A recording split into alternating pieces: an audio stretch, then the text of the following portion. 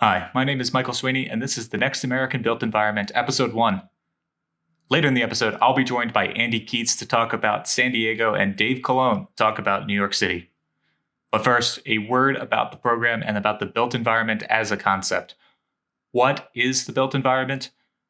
Wikipedia's definition seemed perfectly apt to me. It's the human-made environment that provides the setting for human activity, ranging in scale from buildings to cities and beyond. That is to say, architecture, transportation, housing, physical infrastructure like roads, bridges, airports, sewers, etc. All of this is the built environment. The way they work together, urban planning, public policy, those are the built environment too. If all of this sounds suspiciously broad as the topic for a show, well, it is broad. We might be talking about electric cars, we might be talking about tenants' rights, suburban malls, freight railroads. The thing is that all of these things actually interact with each other, and I really think that having them siloed off into specialties can kind of obscure more than it illuminates sometimes. On that note, specialties. A word about myself. I am not a planner, an engineer, sociologist, a journalist, politician, any of these things. I don't have academic training in this area. I'm someone with a lot of interest and enthusiasm in the subject matter, which is why my main goal for the show is to bring on guests who are experts in these areas and, as much as I can, get out of their way. The thing I am professionally is a video editor, so as a final word before we get started, my apologies for the somewhat rushed and slapdash production of the show. This is, for better or worse, a one-man band and a project that I am doing in my spare time. All I can promise you is that we'll continuously improve the show. Every week is going to be better than the last. With all that said, let's get to our first guest. Our first topic today is San Diego, California. San Diego is of keen interest to me because I live here. You can actually see it out the window behind me as I record this. But also, I think the city itself is pretty interesting on its own right. It's sort of a combination of a sprawling, car-oriented, post-war Sunbelt city and a high-cost coastal California city. It's also a little bit of exclusive beach town in there as well. Perhaps unsurprisingly, given that combination, San Diego was recently rated the second least affordable housing market in the entire country. San Diego has a housing crisis. It has a looming transportation crisis, but perhaps some help on the horizon. San Diego's politics have just undergone a huge change. It's changing very rapidly. Joining me to talk about all that and more is Andy Keatts. Andy is the assistant editor and senior investigative reporter at The Voice of San Diego. Here is our interview. Andy, thank you for joining me. Mike, how you doing, man? I'm doing great. So, Andy, outgoing Republican Mayor Kevin Faulconer promised bold action on housing, even going so far as to call himself the YIMBY mayor. But the results have been a little short of the mark. What's Kevin Faulconer's legacy for housing and transportation in San Diego?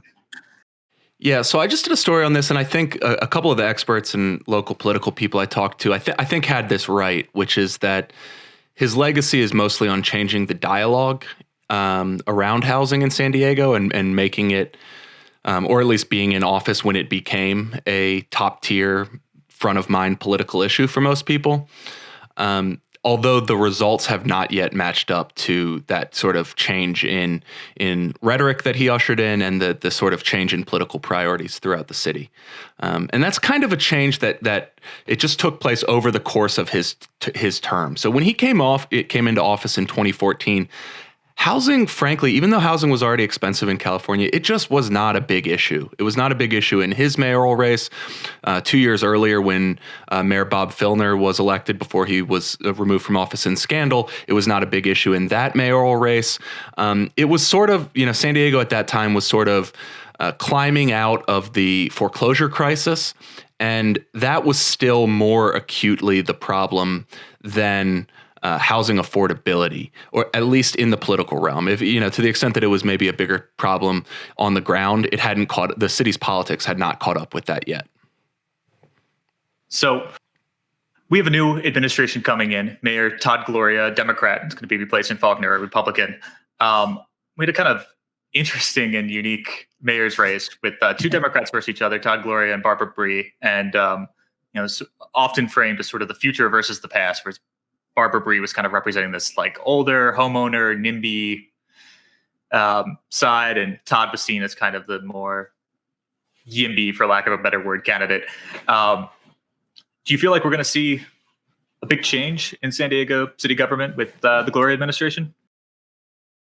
I think there's every reason to expect that the Gloria administration, as far as housing is concerned, will be basically a continuation of where the Faulconer administration was going, which is to say, an acceptance that supply is the problem, that we have a housing scarcity issue, and we need to create, we need to deregulate to make way for more housing. I think Todd's a Democrat. I think Todd Gloria will be more willing and more interested than Faulconer was in pursuing some revenue for subsidized housing, low-income housing, affordable housing, which was just not part of Faulconer's set of priorities. But I think as far as increasing density in urban communities along transit corridors, making it easier to get through the process, moving potential projects from discretionary approval processes to ministerial approval processes, a lot of those sorts of things, I think we'll continue to see that trajectory continue. And that would not have been the case with Barbara Bree. I think maybe speaking back to my earlier point about the changing politics in the city, Barbara Bree ran a campaign around housing that has won many times in San Diego over the last 40 years. That was fearful of new housing, that housing could only be a detriment to communities. It could only be a drag on quality of life. And to the extent that it provides any benefits, it could only be beneficial to the housing developers who build the housing, and using them as sort of a big bad guy in the political world. Whereas Todd sort of was, rhetorically speaking, very much in line with YIMBY ideology. His campaign slogans would go well on urbanist Twitter. And that was new. I mean, that just was very new as far as a campaign platform. And if you were just going by history and you just looked at what Barbara Bree had to say about housing and what Todd Gloria had to say about housing, looking at who's won in the past, you would have said Barbara Bree. And for people outside of San Diego, one of the guys who is most aligned with the NIMBY sentiment, the longtime NIMBY sentiment in San Diego, is Donald Trump White House trade advisor Peter Navarro, who was a many times candidate in San Diego and had built a nonprofit organization that was predicated on ending densification and stopping San Diego from being like Los Angeles. That's sort of the boogeyman in San Diego, that we all don't want to become Los Angeles. And so I think Todd's victory does, to some extent, put a period on that period of San Diego housing policies. And he wasn't alone. There were some other election results this November that I think pointed to that same trajectory. Yeah, that's interesting that you bring up Peter Navarro, because there is sort of this weird left-right synthesis in San Diego politics where it's not so much liberal or conservative in a lot of cases, it's more pro or anti-development. So you have people like Kevin Faulconer or Scott Sherman, who was another candidate for mayor who did not make it to the November ballot, who are Republicans but also pro-development. And you have someone like Barbara Bree, who is a liberal and very anti-development. So it's going to be interesting to see how much Gloria is change versus continuity with Faulconer, because they're both sort of on that pro-development side of the spectrum. The other thing that was on the ballot this year that's kind of related to this was Measure E, the coastal height limit change for the Midway District in San Diego. For those listening who aren't familiar with the Midway District, maybe you could talk a little bit about what the Midway District is like now and what will change about it, and sort of the context with the height limit, which is sort of sacrosanct in San Diego politics. Yeah. So in California in general, you have this era in the early 70s of largely liberal NIMBYism, and a real anti-growth environmentalism that swept through California in the 70s. You've got the California Environmental Quality Act, CEQA, that was passed in 1970. Tom Hayden moves to Santa Monica and starts his California political career in 73. And in San Diego's version of that was in 1972, voters passed a coastal height limit, which sort of just drew an arbitrary line that authors of it have freely admitted that they just wanted as simple a line as they could to convey to the public what it was without having to get too technical. So it's just everything west of I-5, which is the main freeway through the city, and north of downtown, which roughly corresponds with our coastal communities, our beach neighborhoods. And they said nothing could be built there over 30 feet without a vote of the public. And so it has, for 50 years now, has just completely dwarfed any new development that could happen in the coastal areas, and the coastal areas have become very, very expensive. Now, there's probably other reasons that they became very expensive. It's desirable to live near the beach, of course, but there has not been much development there. Now, the problem is, or at least one problem is, the arbitrary line includes this area called the Midway District, which is sort of neither here nor there. It's not beach. It's not a beach community at all. You can't even see the ocean from it. You have to drive through it to get to a beach community, but that's about it. And it's just a very seedy, rundown collection of low value industrial locations. There's been some breweries have popped up over the years. There's a lot of strip clubs. There is the sports arena fame from Almost Famous, if you recall the beginning where he meets Penny Lane, that occurs at the San Diego Sports Arena, which is in the Midway District. Yeah, it's sort of a long time notorious rundown sports arena where notable events in the 1950s, 1960s. Seen better days. Yeah, the home of the old San Diego Clippers. And so it's an area that hasn't seen much development, and property owners there have openly said that this is probably because of the coastal height limit. Nothing pencils there if you can only build really 2 stories, because 30 feet isn't even enough to give you 3 stories in most cases. And so they put on the ballot, this law has been a third rail of San Diego politics since it was passed.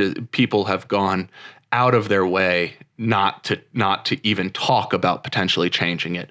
For instance, in 2012, I wrote a story just looking at the legacy of the coastal height limit, wherein I dared to say that maybe it had an effect on housing prices in San Diego.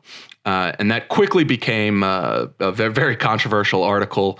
A local leftist publication called me a jihadist. And then Councilman Kevin Faulconer, who represented those beach communities, took it upon himself just to clarify by press release that no one under any circumstances was considering any changes to the coastal height limit, whatever they might have read in the press, that he wanted to alleviate any concerns. Nothing was going to happen. I did a Q&A with him shortly after that, where I said, well, would you even concede that maybe this Midway area, the Midway District, might not have made sense to include in the coastal height limit boundary, and you could maybe consider an amendment that at least excludes that? And he said, no, that does not make any sense. No one should. It's working perfectly, and to even discuss a small amendment like that would not make any sense. Well, fast forward to 2020, his administration and the current council member for the district were happy to put an amendment on the ballot that does kind of just remove the height limit from the Midway District. So it just takes this big portion of the area that this height limit applies to and cuts it out of it. So essentially exactly what I had asked him about. And so I think it shows just how much the politics have changed, that they were even willing to pursue that and put it on the ballot in the first place. But then even much more substantially and more significantly, voters approved it. Voters approved the amendment. About 57% of voters said that they had no problem doing this. So it wasn't even very close, really. It was very similar to the margin in the Gloria Bree race. Yes, it was almost identical to the margin in the Gloria Bree race, yeah. Barbara Bree had opposed Measure E and had opposed the Midway rezoning, and Gloria had supported it. And the city council person who you referenced earlier is now the city council president after having supported this. So I think very much to your point, it's a sort of sea change in the way the politics of this play out. Yeah, and I think one thing that we could watch in the next 2 years or so is, do lobbyists, do developers, do politicians look at these 2 results, and Midway specifically, I think, and say, Okay, well, if we were wrong about this for all these years, if we thought that this was this really controversial issue that we didn't want to go near, what else have we not thought to put on the table that we should maybe take a second look at? And do you see a wave of new willingness to do things that were thought of as controversial? Because like most places, we have the same dynamic of localized community opposition in the form of community planning group meetings or organized call-ins for city council meetings, giving the impression of widespread unpopularity to topics that maybe are not actually so unpopular. And I think it could be that the results on the Measure E vote this year sort of act as bravery pills for politicians and lobbyists in the next few years. Yeah, it was always a sort of bizarre contention when people would say that they don't want the Midway District to change because, as you mentioned before, it is a somewhat seedy and unbeloved area. Yeah, I mean, prior to this change, I had once had somebody propose to me that it's so bad and so beyond repair that they should just embrace that and call it New Amsterdam. And it should be the place where we put all the pot dispensaries, should be the place we put all the strip clubs, just make it a little red light district in San Diego.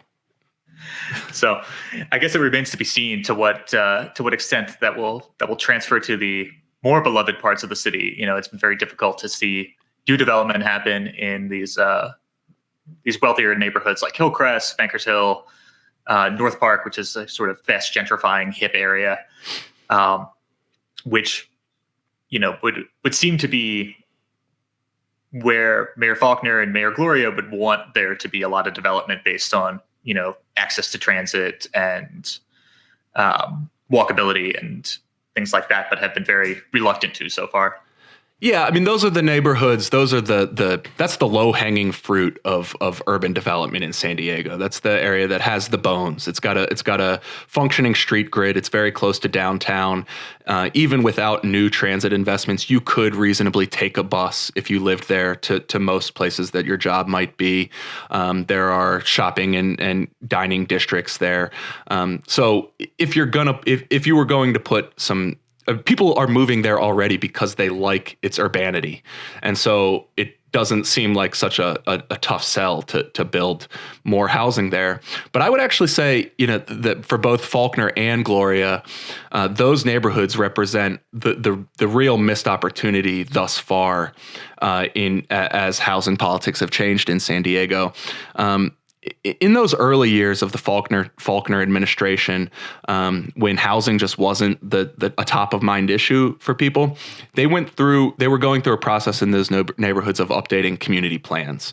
Community plans is in San Diego. It's like the local zoning documents for these 52 planning areas that the city is split up into. And they had spent millions of dollars and taken, you know, in some, like many years, in some cases 10 years, just to go through the process of updating these planning documents. And when they were doing it, it was just this endless cycle of community input. And then they would change the plan a little bit and then more community input. And it was just a never ending process. And at the end of this years long process, they brought forward new community plan updates in Hillcrest, or Uptown, the planning area is called, which is a sort of wealthier area right around Balboa Park, North Park, this fast gentrifying hip neighborhood, and Golden Hill, which is a traditionally lower income working class neighborhood on the edge of downtown. And all three of those neighborhoods are contiguous to one another. And collectively, those three communities increased zoning by just 3,500 units. It was like 7 years of work, like over $3 million in city staff time to just increase the potential zoning capacity by 3,500 units out of many, many thousands of homes that are there already. So, maybe you made some improvements about, mobility networks or you moved a few things from discretionary to ministerial, but it was just not a broad upzone. It was not an aggressive upzone. And After that, and Todd Gloria, who's the current mayor, was the city council member of those districts at the time that they passed. So I think both of them, both the mayor at the time and the city councilman at the time, who is now the mayor, deserves some scrutiny and criticism for letting those plans pass, spending so much time and money to do it, and not getting a lot out of it. But in the period after that, you did see a genuine change in strategy and approach from the mayor's office and his planning department about how they handled community plan updates. So the community plan for the Midway district, which has now been, they might actually be able to reach what they planned for in those with that height limit, had like a 10,000 unit increase in that community alone, and there was like a 30,000 unit increase in Mission Valley. Kearny Mesa has much bigger density increase. Morena Boulevard, which is this area that has a new light rail line going through it to connect from La Jolla to San Diego, where La Jolla has the second largest jobs cluster in the city besides downtown. There's a few transit stations on the way between those two destinations on Morena Boulevard. They increased the zoning potential there by 9,000 units. So they got much more aggressive with their community planning work during those years after, I think, a real missed opportunity in the North Park, Uptown, Golden Hill period. You mentioned the Midcoast Trolley, which is the new trolley line going up to La Jolla. There's a lot of transportation action coming up in San Diego. Without trying to explain to our audience what exactly SANDAG is, SANDAG is a sort of county level, but not part of the county thing that plans all the transportation in San Diego County. And the head of SANDAG, Hassan Akrada, has a $177 billion plan to revolutionize transportation in San Diego. That will involve a ballot proposition in 2022, but it seems like the forces are lining up for it. So I was wondering if you could talk a little bit about that and what that would mean for changing transportation in San Diego. Yeah, so I think it actually, I actually hadn't thought of this really until you posed it this way, but in the same period where the housing politics really changed from the, say, beginning of the Faulconer administration until the end, transportation politics have kind of done the same in San Diego. SANDAG used to be led by this guy, Gary Gallegos, who was a highway engineer. He had before he ran SANDAG, he worked for the Caltrans, the Department of Transportation for California, and he built highways for them. And so that was his expertise, and that's what SANDAG did really well under him. They built highways all over this county. And in fact, when they wanted to build transit, they just built highways and then called some of that highway expansion a transit expansion because they would, put a bus-only lane in the middle of the highway expansion. And those bus lanes on the 15, it's sort of leaves something to be desired. Right. So then you get to count, the percentage of your overall spending that's for transit is actually for highways. So you get to spend on highways coming and going.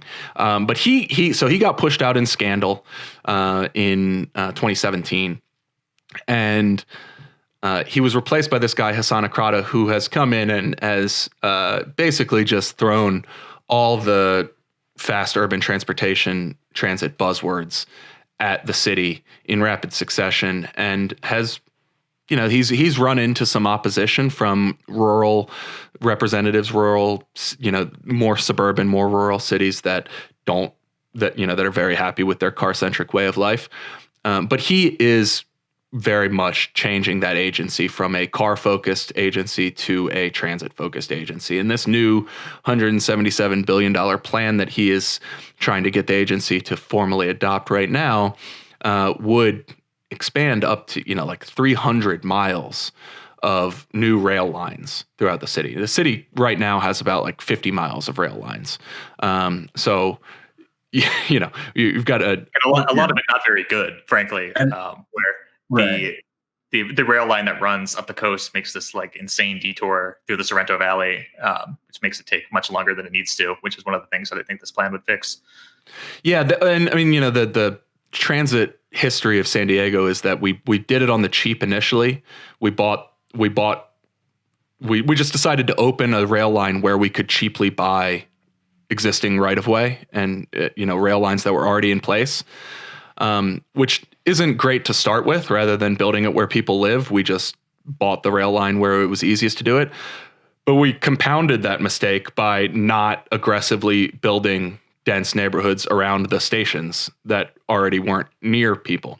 So we sort of have the worst of two worlds, where the rail line doesn't go where people live, and we haven't made it a priority to build housing where the rail line does go. And so Ekrada has, he acknowledges all of these problems. You talk to him about what is the problem with San Diego transit, he would say some version of what we both just said. And he would say that the solution is to, when you're deciding on a new rail line alignment, you need to figure out the place where most people live and where most people work and build it right through there. Not near there, not kind of near there, right through there. And if that means an elevated rail line, then build an elevated rail line. And if it means tunneling under and building a subway, then tunnel under and build a subway. And so, it is a level of commitment to transit that is new in San Diego. Now, it's sort of in contrast to the existing trolley, which sort of delicately curves its way through a bunch of different areas, trying not to disrupt anyone. I mean, even the Midcoast trolley, it's sort of absurd the way it's jumping over the interstate to get to all these different destinations. Yes, if you're running along an interstate, then at all times you're cutting off 180 degrees from your easiest walk shed. No one lives on a freeway. So, at the bet you're quarter mile right near all your stations. You're only getting half of that at best. Yes, it's been a consistent problem, and he acknowledges that's the problem. And he says he has been saying for the better part of 2 years now, look, let me just draw the right plan. Let me just draw the plan that will actually make transit a viable alternative in San Diego. And we can fight about whether we're willing to pay for it later. And we can fight about whether we have the political will to implement it later. But I'm not gonna edit the idea at the beginning, because it'll potentially be too expensive. It'll be potentially too politically cumbersome. And so that's basically where we are now, that he's got the outline of a plan that's coming forward that people who are interested in transit are very excited about. And it is certainly taken as a common assumption that in 2022, they will have a ballot measure to increase taxes to pay for not all of that, but the first big chunk of it. Yeah, and it seems like some of the initial pieces are falling into place, where they have this plan for, I'm going to get the name of this wrong, I think it's San Diego Grand Central is what they're calling it. Yeah. Be a big transit hub by the airport, where there's currently this giant facility that the United States Navy owns that is disused or being decommissioned. Right. And that, I think, was somewhat contingent upon the Midway height limit passing and the Midway redevelopment happening, and that has now happened. And so it seems like they're moving. If I'm wrong on that, I don't know. It's not contingent. I think they are complementary. It's better for that plan that the Midway height limit passed, but because that's all federally owned land, they don't need to pay attention to local height limits. So they could actually build over 30 feet on that property, regardless of what happened with that plan. But I think if you take that area, which it's just north of downtown, it's over by the airport, and it's on the way to the Midway district. If you take what they've allowed to happen at the Midway district and this idea for a San Diego Grand Central Station, you're effectively just extending downtown San Diego north of Little Italy through to that sort of a stretch of Old Town and then into the Midway district. All the way to SeaWorld, baby. Yeah, that literally all the way to SeaWorld. And so the San Diego Grand Central, it's still, I think, got a number of hurdles it's going to have to get over. Working with the federal government means you're sort of always at their whims. They get to call the shots on all this. Basically, San Diego and SANDAG's role has been to say, hey, we would really like to do this thing on this property of yours that you're trying to redevelop. What do you think? And it's hard to tell so far how much the federal government and the Navy has said yes because they're really interested in it, and how much it's been that they've said yes because they want to be seen as good partners and good neighbors, and they don't want to just shoot down an idea. But they're in negotiations. They're in apparently real negotiations. There's nothing finalized yet, but the idea is you would build this massive transit hub there that would allow you to kind of store the capacity for the trains and buses that you would need to run 7-minute headways to all over the county, which is what Hassan Akrada has laid out as his goal, that you should be able to that everyone should be within a short walk of a 10-minute transit headway. And we're just not there yet right now. That'll take transit operations funding. It would take a massive capital expansion. But this is also part of it. And the other thing it would do, transit in San Diego doesn't go to the airport. This is sort of a long running concern in transit circles. And I think more than that, it's a long running transit concern among normies. Like, this is like one of the few like transit issues that your buddy who is on your pickup basketball team or whatever might ask you, like, why doesn't the trolley go to the airport? And for those of you who aren't familiar with the geography of San Diego, we're not talking about like O'Hare Airport or Dulles, where it's, a trek outside the city. It is the most proximate airport to a downtown, I think, probably in the United States. It's right there. You fly through the skyscrapers. Yes. You fly through skyscrapers to land. And so this would serve as a transit connection there. Basically, this area is just on the north side of the airport, and they would tunnel underneath the runway from this Grand Central to the terminals and just put a people mover down there. So not only would the Grand Central be a hub for all of the transit in the region, it would be so close to the airport that you could take whatever bus or rail is closest to your house to there, and then there'd be a people mover. And they've even talked about like putting a security gate in Grand Central, so you would actually like check in for your flight there, and which is interesting, different, but they seem to suggest that would be some logistical reason that would be easier. But so I think the benefit that they have there is the airport is already expanding some of its terminals, and that is being paid for. That expansion is being paid for by the airlines, and so that all that airline money for that expansion potentially frees up some private money to pay for transportation improvements in and around the airport. And so people in local San Diego county government kind of have dollar signs on their eyes, and the possibility of some free airline money to help improve the transit system. And they're sort of trying to come up with a plan that allows them to best do that. But yeah, so it will be an interesting decade or so to see how things continue. All right, Andy, thank you so much. Before we get to our next guest, I just wanted to share some plans about future episodes of the show. We're planning to do about one episode per week, but we're still a little unsure about what day and time exactly new episodes are going to drop. We're also planning to have an audio-only version of the show for those of you who want to consume it as a podcast. For now, if you want to keep up with the show, the best thing you can do is to follow our Twitter account. We'll post a link to that in the show description below, and also subscribe to the YouTube channel. Just scroll down, click that red subscribe button. It's free, and you'll get notified about when we have new episodes ready. My next guest is joining us to talk about transportation in New York City, Dave Colon. Dave is a reporter for StreetsblogNYC and a keen observer of New York politics. We're going to discuss the outgoing DOT Commissioner, Polly Trottenberg. What's her legacy for transportation in New York City? We're going to talk about the COVID crisis, its impact on city streets.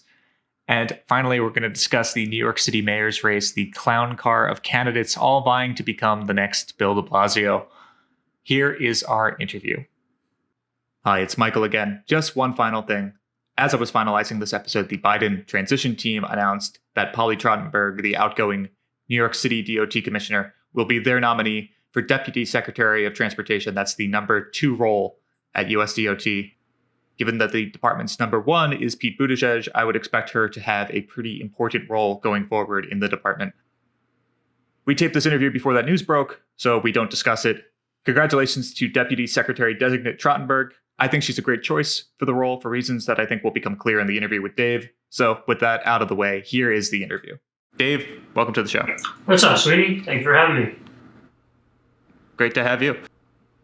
I wanted to ask you first about Polly Trottenberg, who recently resigned as New York City's DOT Commissioner, kind of her legacy for transportation in New York City. Maybe we could start by setting the scene a little bit with the situation she inherited when de Blasio came into office in 2014. Sure.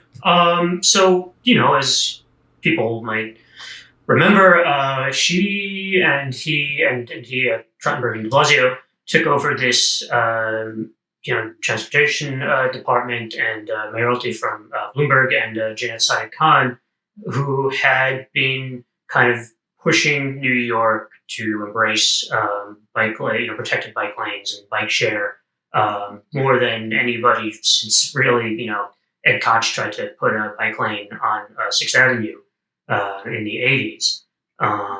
And that included some trench warfare over bike lanes like the Prospect Park West bike lane. And you would, that was probably the biggest fight. And with that one being successful, it did kind of set the stage for people to, keep going. And so then you get to Polly Trottenberg and Bill de Blasio. And de Blasio came in on this kind of, people were very excited because he did have the most aggressive or far-seeing, however you want to put it, policy agenda as a candidate when he decided to embrace this Vision Zero idea. Zero traffic deaths in New York City in 10 years was what he originally said. And there were going to be speed cameras, there were going to be or expanded use of speed cameras. There were going to be, intersection redesigns that included things like bike infrastructure and pedestrian bulb-outs and all these kind of things, and improved enforcement from the NYPD. And those are the kind of things that he put Polly in charge of getting done. And there was, kind of, I guess, for the first time, there was in the city someone who said, here's an overarching idea of no traffic deaths. And we're going, we know that involves a series of different agencies, not just the DOT, but, so we'll put them all under one umbrella, or the idea under this, we'll put all of those agencies under this umbrella idea. And Polly and the DOT had certainly most of it. Her legacy, I think, will be, when we look back on it, I think that people will look back on her more fondly than they do in this kind of heightened, everyone losing their minds, being stuck in their homes era. I think people have lost a lot of patience, but in the same way that the de Blasio administration has kind of lost its will to really fight on certain things or to adapt, I guess. But, Polly did a lot of good. They did, the Blasio administration last year built over 20 miles of protected bike lanes, and that wasn't the first year that happened. She got the bike lane on the east side of Prospect Park after the west side of Prospect Park had one. So there's one on Flatbush Avenue now, which is, remarkable to think about. She was the one who had to deal with everybody when the busway was proposed and was being shepherded through community board meetings and every other kind of community yell fest. She was there to be yelled at and to take questions from reporters and all these things. And that's a, pretty huge legacy to leave behind. I guess, my colleague and former Streets blog Dave Meyer, the other day kind of rose to her defense and said, it wasn't fair to just expect her to be this kind of, second Jeanette Sadiq-Khan when she had a boss who wasn't as interested in, pushing the envelope on bikes and micromobility and, car-free city living. So in that sense, the whatever weaknesses of her legacy do I think have to be seen through the lens of who her boss was. And he was a guy who came in with Vision Zero and is leaving with kind of having never really adapted beyond saying Vision Zero a lot. Yeah, and to your point, I think that's sort of the impression that I get, that she was doing a lot of good work, trying to do a lot of good work, but wasn't really getting buy-in from the de Blasio administration or from de Blasio himself, who sort of does have this park slope windshield mentality perspective on the city, which is a little frustrating. And sort of, looking back at those original goals of Vision Zero, you have to say it's been somewhat of a disappointment. If the original goal was 0 traffic deaths in 10 years, we're not really getting close to that or making much progress on that, it seems like. And, the city was moving towards, fewer traffic deaths every year for a little while under his administration. And we even, I think in 2018, I think only 13 cyclists were killed on city streets. I mean, things looked like they were looking up, but they have really fallen apart the last 2 years, where 2019 and 2020 we're both now looking at over 20 cyclists who've been killed on city streets. I think that the total number this year has gone up. I forget, I just had looked it up. And the total number this year for people who have been killed on city streets is 233, which is not great when you have this situation where we had 2.5 months where people weren't going anywhere.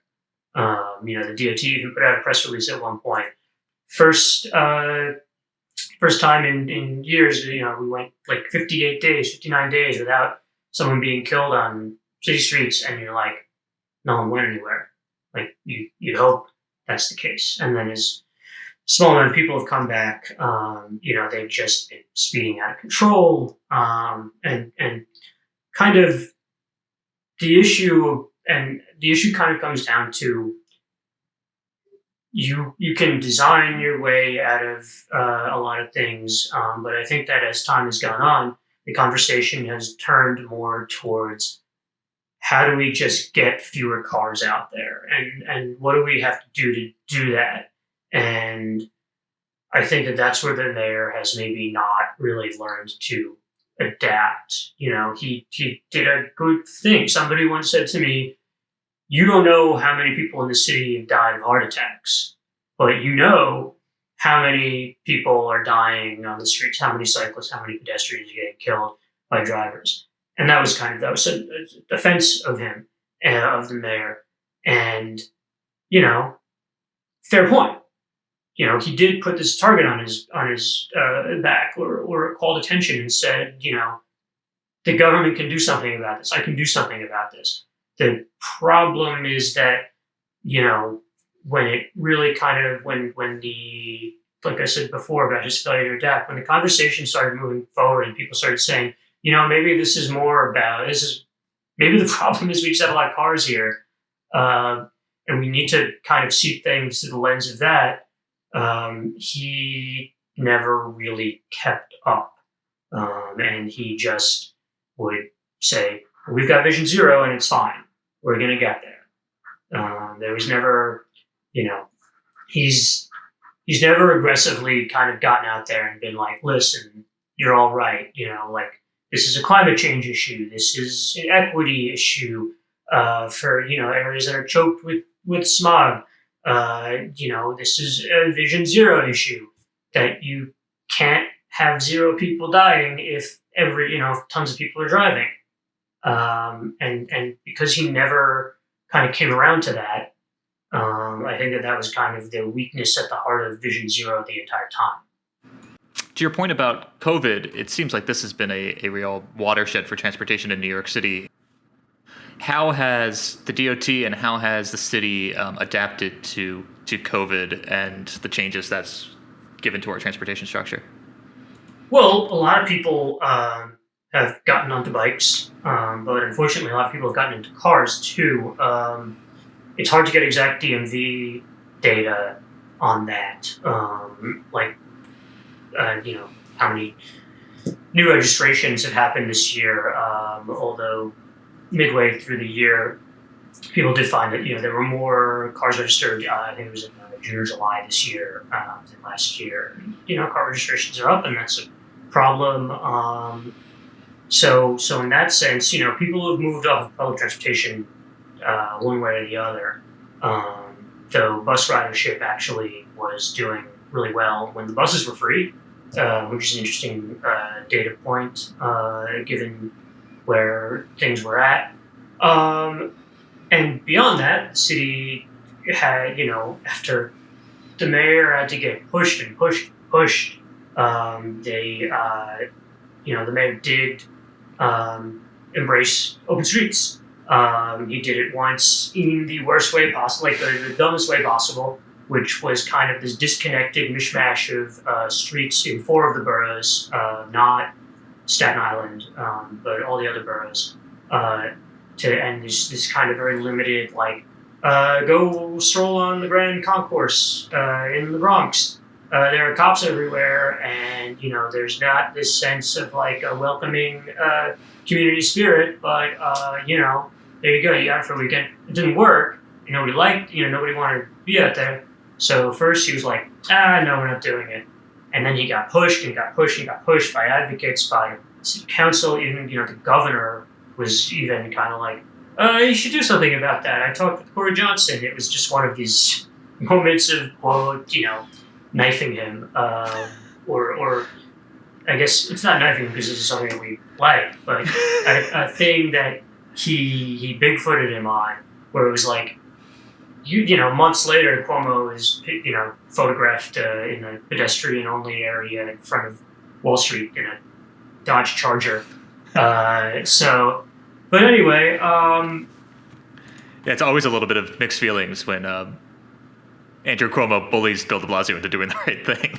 Yes. And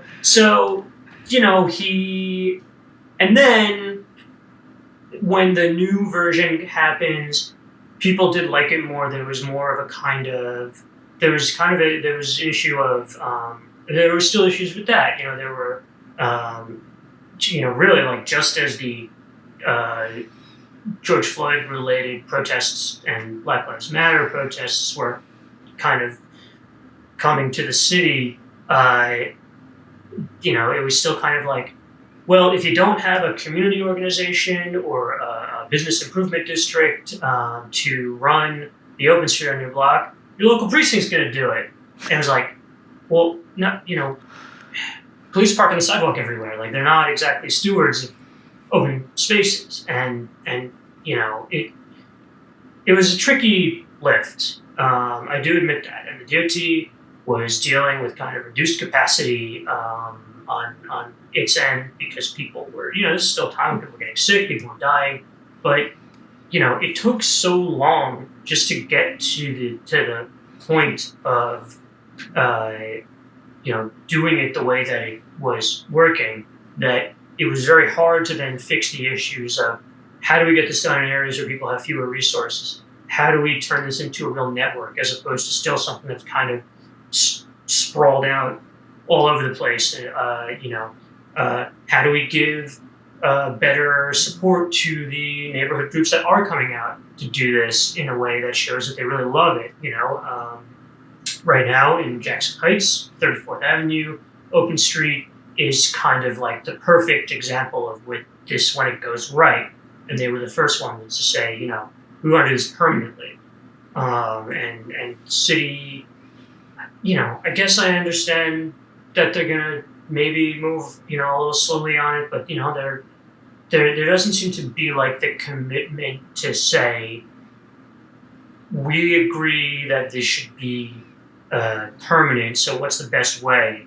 It seems like it's still kind of like we're feeling it out. We're gonna see what people think of making this permanent. That's what's happening. There's an open street collective in Williamsburg where they are kind of dealing with the same thing right now too, where there's just not this kind of, okay, cool, we see this works. It's a marvel of the United States. It's in the New York Times.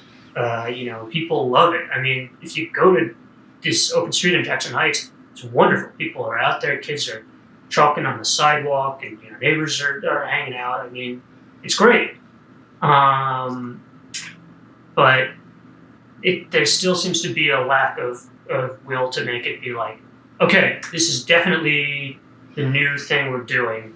Instead it's kind of like, well, let's see if people want to do this. People want to do it. Just start from there, and then when you start from we're doing it, it becomes more of a. It becomes harder to kind of derail in bad faith.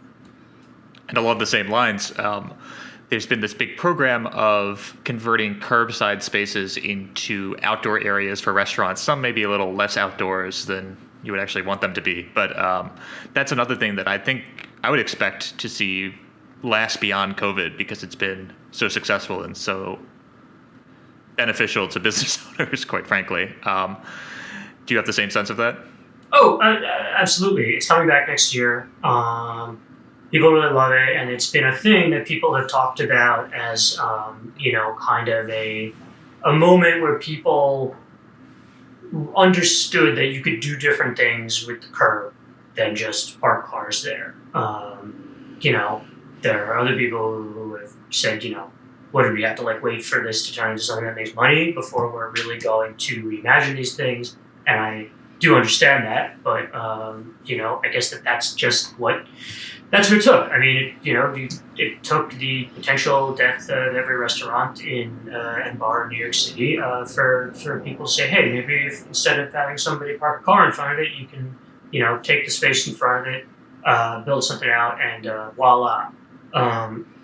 And that is, I think that Pete Wells at the Times, specifically wrote when he was writing about the open restaurants program, he said this is clearly a kind of moment in New York City history where people are realizing, this is something that can kind of change the way we think about the curb, and going forward, it doesn't just have to be restaurants. It can be public seating, it can be public bathrooms, it can be a garden. It can be, people have talked about, you gotta find ways to put trash collection on the street instead of piling up bags of garbage on the sidewalk. Yeah, can you imagine? I mean, it just sounds like dystopian nightmare stuff to have a dumpster instead of piling our trash bags on the sidewalk like a civilized society does. But yeah, I mean, even if it's just expanded sidewalk space, I think that's that opens up so much possibility for the city. Yes, and it's great that people did like this, and it's great that after they did open restaurants, they combined it with open streets at one point, and that was a really wonderful thing. If you walked around on Vanderbilt Avenue, it was a 4-block stretch, I want to say, where on weekends it would be there's open streets, open restaurants program, and oh man, I mean, it was in theory you're allowed to have local traffic on these streets, but no one was driving on them. People were just out; they were on the medians, just sitting there, and talking and seeing neighbors. They were at the restaurants. It was really incredibly lively. Red Hook, they were doing one down by, I forget the block, it's by what was the Fairway and is now either Food Bazaar or Dimension. And you were there, and that was like a block-long thing, and there was like bands at one of the restaurants, and it just was, it was more lively than if you're leaving it as a through street. Who knew that could happen if you give space for people that they're gonna congregate there? And for to his credit, the mayor went out and supported this, and he got dinner at a restaurant when the open restaurants program started, and has never kind of, despite his fixation on alternate side parking among other things. Fixation is kind of the mild way to put it. It seems like his only transportation policy idea that he actually cares about is suspending alternate side parking. And as a former car owner in New York City, I do get it, but it is sort of a funny running subplot in municipal governments right now. Yeah, but after he got after he was pushed into it, he did embrace it, and that's been good. To get that, because you just need just a few cranks complaining about it, and you never know whether that will derail a whole program that people love. But it is something that people have really embraced, and when it comes back next year, I'm sure that it's going to acquire kind of an air of permanence, even more than just are we gonna ask at the end of every summer, is it gonna come back? It's just gonna kind of be, this is the new way of doing things, along with you will hope other uses of the curb that are not just restaurants, that are not just parking cars on these, especially in commercial districts. Yeah, once the Pandora's box with that has been opened, I think I'm pretty hopeful that you'll see a lot more things along those lines and a lot more imagination with how we can use that space other than to store people's cars. Oh, speaking of next year is Bill de Blasio's last year in office. There's a mayor's race that is a clown car of candidates right now. I don't even have a way to count how many people are rumored to be or actually are in the mayor's race. Seems like the leading candidates so far are guys like Scott Stringer, the city controller, Eric Adams, the Brooklyn Borough president, Andrew Yang. I don't really know what Andrew Yang's job is, but former presidential candidate Andrew Yang.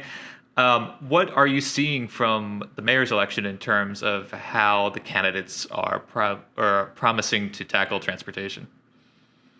So far, there does seem to be a kind of agreement among the.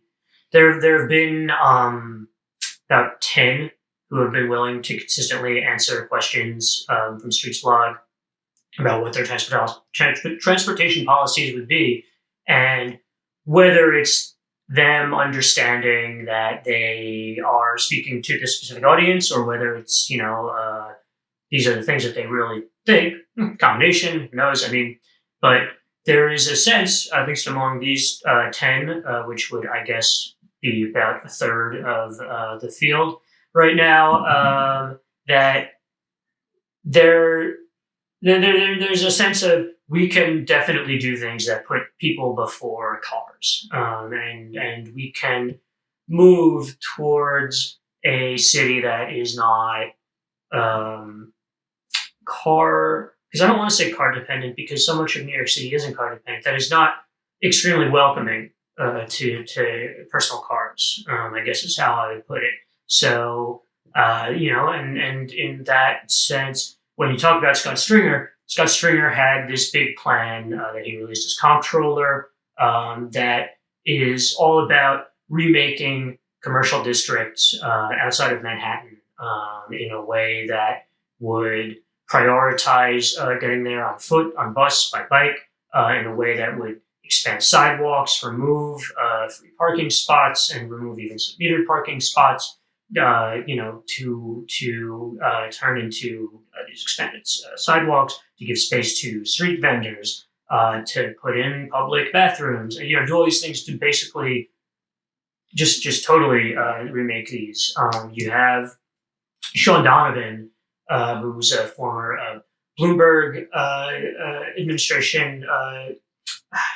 Well, now, and I forget what he did. He doesn't want to continuously remind people that he worked for Bloomberg. He wants to remind everybody that he worked for Barack Obama when he was president. But he worked for both guys, and he just gave his transportation platform to Streets Blog and it included bus rapid transit. Like a real, like he was saying, yeah, we're gonna build out these concrete divided bus lanes. We're gonna look to something like that. We're gonna design better bike lanes. Eric Adams has talked about embracing bike superhighways. That's something that just got talked about earlier this year. The Regional Plan Association kind of backed this idea of a 450-mile bike network. Things and including things like bike and pedestrian only bridges across the East River, and a protected bike network that is really a protected bike network, not just kind of like, if you're lucky, your whole way riding a bike will be in a protected lane. Something where it's like, here is A to B the whole way. You are in a protected bike lane. So Eric Adams is kind of in favor of that, or he's embraced that. And it seems somewhat, frankly, surprising maybe isn't the right word, but encouraging, I guess, that Adams has this good vision on transportation, because up until now, I think he had been most famous in transportation circles for allowing his staff to park their cars on in front of Brooklyn Borough Hall in the plaza. So, and it's tricky with him because yes, he has that, and one and time, he's a former police officer, I guess, is the other thing with him, and that's not always the best culture for transportation in New York City. But he is a cyclist. He himself is a cyclist. City and State, a website that actually print magazine too, that covers politics in the city and state, of course, did a profile of him where the reporter rode a bike with him. So in that sense, he does understand parts of it, and he believes he's a fan of that. He's been big on city bike expansion. Even if he's not somebody who you think off the top of your head, like, Eric Adams is going to get cops out of bike lanes. He is somebody who does want to at least build bike lanes. I took a bike ride in December with City Council member Carlos Menchaca, who represents Sunset Park, Red Hook area, and I asked him. And who's also running for mayor, right? Yes, I meant to say that he's running for mayor.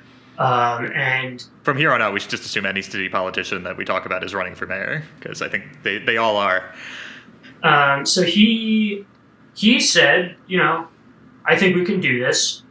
He has Carlos Menchaca is a guy who seems to very much believe that you can do these things from the ground up, that you can go to communities and say, we're building a bike network. We want you to be part of this conversation when we're building it, but we want you to help us plan it.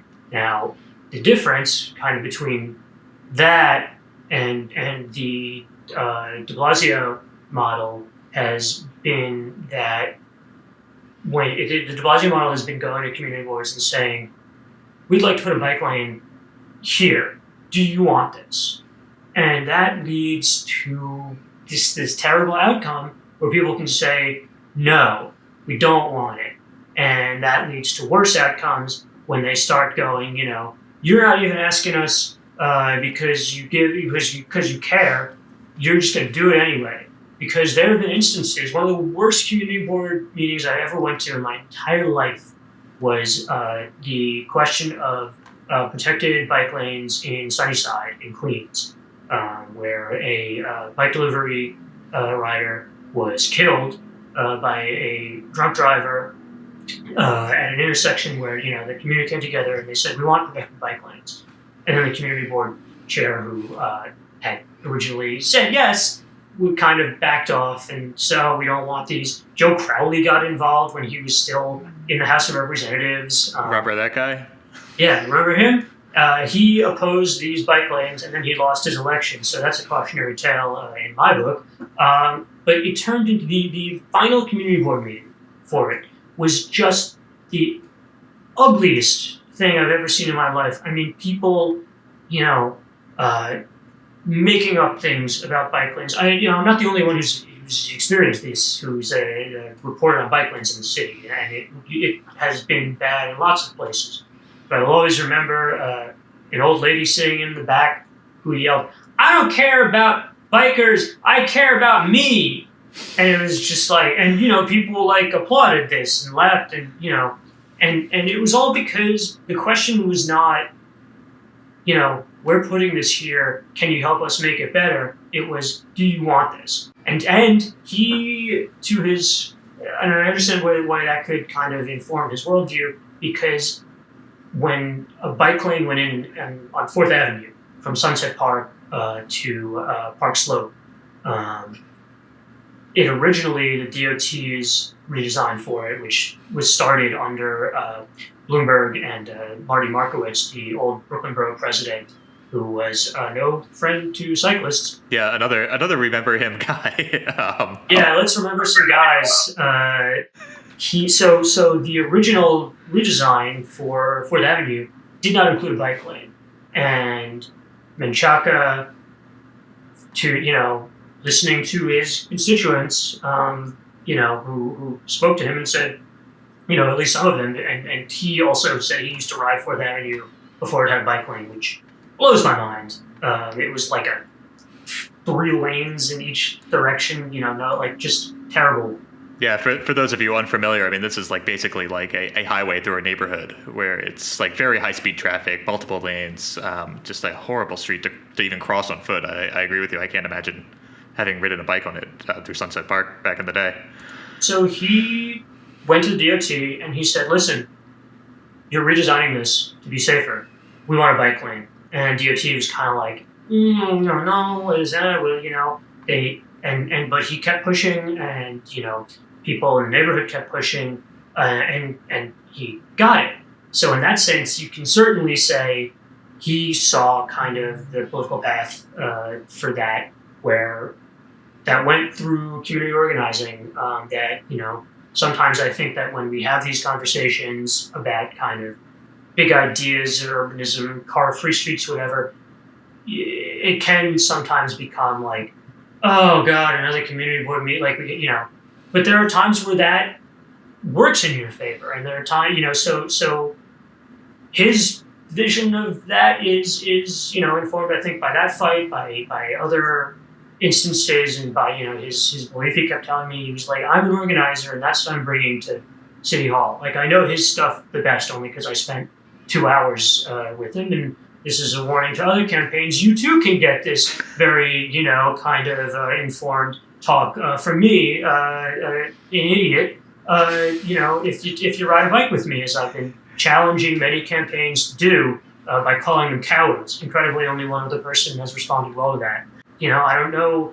Andrew Yang is a cyclist. I don't know how he sees the way forward to make a bike network because he has no policy background in New York City. I mean, my feelings on him running for mayor are that more than even the other people who have no government and governing experience, it just is kind of like, oh, you didn't become president, but you became a quasi-celebrity, and so now you're just going to be mayor.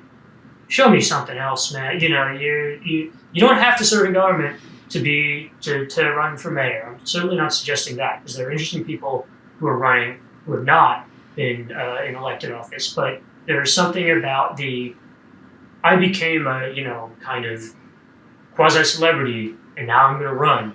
That makes me. It's impossible for me to know what this guy wants to do, and that's been what's frustrating. To bring it back to the current mayor, that's what's frustrating about Bill de Blasio, is that he does these things where he goes, "We sued the climate, we sued the oil companies and the gas and oil companies because they are killing the planet."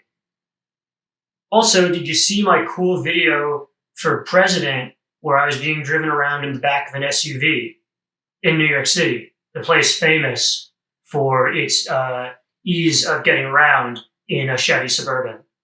Don't worry, it's electric. It's this disconnect, where he says things like, when I'm not mayor, I won't get around with a car. I'll go car free. It's like, great, dude. When you're a private citizen that no one's going to pay attention to anymore. Like, congratulations on that. We love it. Yeah, the sensation with him is always that he's posting as if he is not mayor. Like it's like a private citizen watching MSNBC and getting mad at the TV, and it's like, maybe you could actually do something. I don't know. And he has, and that I think that the disconnect with him and the bike activist and transportation activist community, I think, comes down to he just always almost gets it. He says, you know what, we're going forward with the Sunnyside bike lanes. I don't care how mad a community board was. I know this is the right thing to do.